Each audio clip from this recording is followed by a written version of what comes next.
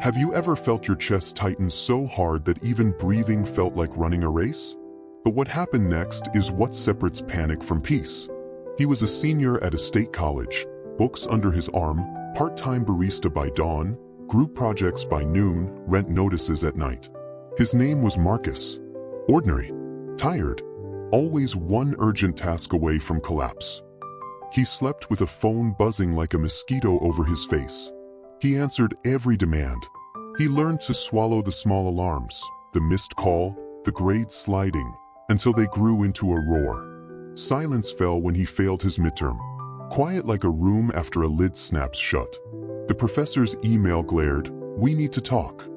He sat on his dorm bed and felt small, like a note someone forgot to mail.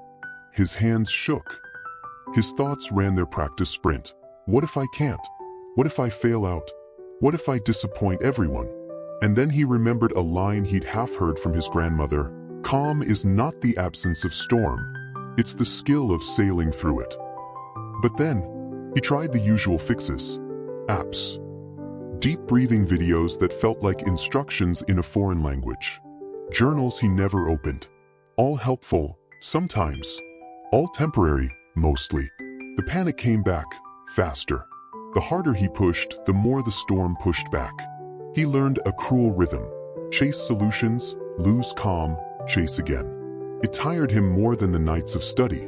What no one saw was how this pressure sharpened something in him. Not a sword, exactly, more like a lens. One night, after another shift, Marcus walked past a church with its doors open and found an old man sitting on the step. The man had a thermos, a crooked cap, and hands that told of work. He looked like someone who had been through winters and kept coming back in spring. "Sit," the man said. Marcus sat. "How do you stay steady?" Marcus asked. He expected a secret trick. He expected a breathing app. He expected a mantra carved into a stone. The old man smiled. He picked up a pebble, held it palm up, and let it rest there like it belonged. "Many people think calm is something you catch," he said. "A thing that appears. But calm," he tapped the pebble, "is a thing you hold. And here's where it changes." He taught Marcus 5 small rules. 5 acts so mundane they sounded like chores. But each one had a quiet violence to it, the kind that rearranged a life. Truth 1. Name the noise. "Name it," the old man said. "Say it, I'm anxious about the exam," or "I'm afraid of failing." Don't stew in a wordless panic. Give it a name.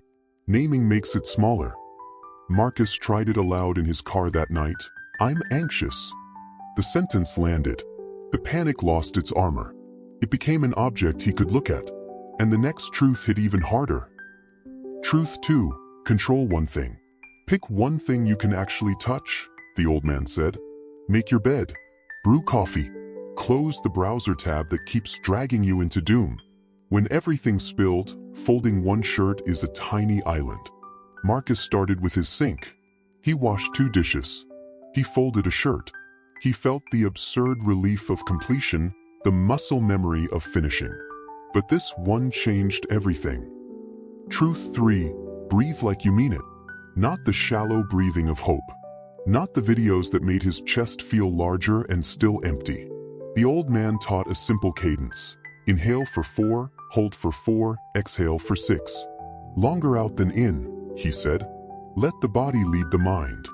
Marcus practiced sitting on the bus between classes. He inhaled for 4. He held for 4. He let go for 6. The first few times his mind argued. The 10th time, a room opened. And the next truth hit even harder. Truth 4. Witness, don't fight. When a thought arrived, "You're failing," Marcus began to watch it like a cloud moving. He didn't punch the cloud. He watched it thin and pass. The storm still came sometimes, thunder and all. But storms are weather. You can still cross a bridge. The old man did not offer a tidy promise. He handed Marcus a routine. Name the noise, control one thing, breathe, witness. Quiet actions. A simple architecture for calm. And then something small, luminous, impossible happened. Marcus woke at 2 a.m. and felt the familiar heat of panic. He felt it like a weight. He could have scrolled.